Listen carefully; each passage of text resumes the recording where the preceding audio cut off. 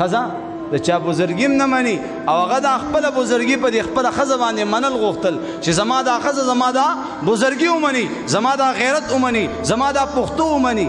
بعضې خلک څه وایي دا زموږ پښتنو کې ډېر غلط رواج دی، ویره د واده په شپه باندې به ښځې باندې خرش پرش کې که دغه ټایم کې د وی روله خو دا به ټول عمر تا نه یېرېږي، او که دغه ټایم کې د وی نه روله که نه دا بیا تا نه یېرېږي، دا بیا ستا خدمت نه کوي، دا بیا چې کم دی ستا د عزت خیال نه ساتي. نو هغه بزرگ الله ته متوجه دی چې الله داسې یو کارنامه ما نه ثابته کا چې زما ښځه زما دا بزرګي ومني. نو زما محترم هغه بزرگ نه الله داسې یو کارنامه ثابته کړه. هغه بزرگ په هوا شو، په هوا کې روانو، او هغه بزرگ د خپل کور زما عزتمندو خوا او شا په دې علاقه باندې چکر لګولو چې د خپله بیبي مې وویني. چکر یې ولګولو، خپلې ښځې ورته داسې کتل خو پېژندلو نه چې دا څوک دی. بله ورځ چې کوم دی کور ته راغلی دی، اکثر بارو کور ته راغلی، نو ښځه ورته وایي یاره ته ځان ته بزرګ وې. بزرګ خو هغه دی چې په هوا کتلې، په هوا کې روان هغه بزرګ دی. وایي ښځې تا ته څه پته ده؟ هغه زه ومه، هغه زه ومه. وایي قسم دی هغه زه وم. وایي ښه ته وي؟ وایي دا ځکه یې دا خپې داسې کږې وږې کېدې. نو همدقه شان ته چې څومره هم غیرتي او ځان ته پښتون او دلیر او بهادر وې، خو زما عزتمندو د ښځې په مقابله کې ما ورته هېڅ هم نه وي. هغې سره به اخلاق، مینه، محبت. عایشه بیبي اوبه وڅښلې، اوبه وڅښي، الله رسول مبارک راغی. عایشې ګوره ښځه او خاوند دي که نه، دا طریقه دا ژوند امت ته پرېښې که نه کافرانو ته پرېښې، هغه خلکو ته پرېښې چا چې په پیغمبر علیه السلام ایمان نه وړی. موږ او تاسو د الله د رسول امتیان یو که نه یو؟ نو زما عزتمندو د هغې په طور طریقو باندې به عمل کوو که نه به کوو؟ کوو به که نه انشاءالله. نو الله رسول عایشې بیبي ته فرمایي ای عایشې ته اوبه وڅښلې؟ وایي او یا رسول الله. وایي په کوم ځای چې د خولې ایښو دي هغه ځای ما ته وښیه چې په هغه ځای باندې زه خوله کېدم. دې ته وایي محبت. عایشې راځه چې نن لږه مقابله وکړو، منډه به ووهو، ته ګټې که زه ګټم. څومره لوی عزت والا چې الله رسول صلی الله علیه وسلم پیدا شوی نه وی، دنیا به هم نه وی پیدا شوی. قسم بالله چې کور دې تر څو اول جوړ کړي نه دا دنیا به مخکې ته به ورپسې.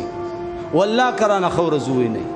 هم زنانه ته ویم، هم تاسو ته ویم، که زما محترمو د ښځې خاوند خپلو منځ کې مینه، محبت او دا کور تر څو جوړ شوی نه نه به دې په وړو کې برکت وي، نه به دې په غوړو کې برکت وي، نه به دې په چینۍ کې برکت وي، نه به دې په توره چای کې او نه وغیره وغیره، هېڅ څه کې به برکت نه وي. وجه څه ده؟ په دې کور کې بې اتفاقي ده، او بې اتفاقي په منګو کې اوبه وچوي، بې اتفاقي منګو کې اوبه وچوي. نو بهرحال خپل کور والا سره به انشاءالله العزیز ژوند سیټ تېرو.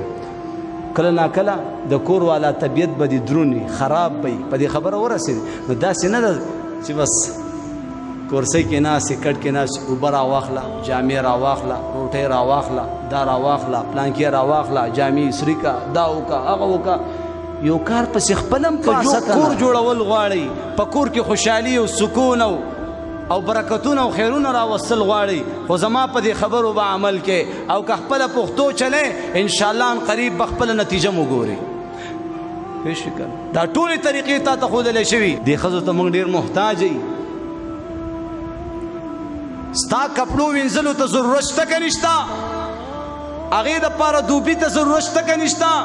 ستا د کور صفایي دپاره مزدور پکار دی، هغه مزدور هم ستا ښځه ده، دوبي دې ښځه ده. زما محترم ستا خواهشات هم د ښځې نه پوره کېږي، ستا اولاد ته چې کوم دی تربیت هم ورکوي، اولاد ته دې پیم ورکوي، ورنه په دې باندې حق هم نشته. زما محترمو ډېرې خبرې دي، په زنانو باندې حق نشته او زنانې کوي. ما ورته هم پکار دي چې د خپلو زنانو سره رحم وکړو، اخلاق، مینه، محبت، الفت زما عزتمندو د خپلو بیبیانو سره په طریقه باندې روزانه به ورله لوبیا کور ته روانه کړي، روزانه دال به روان کړي، ځان نه به بخیل جوړ کړی وي، کله به ساګ روان کړی وي، کله به کدو روان. یاره سبزي ډېر ښه شی دی، خېټه کې سنا وي. نو چېرته ښه شی به کور ته رانه وړي یارانو دوستانو باندې به خوري پټمو باندې به الوزي سلیماګانو لو پیزي موبایل ته پیکج کوي او چې کله د کور معاملې راشي نیو ضعیف او کمزور شیبا کور پسند راوالي فستخه کوي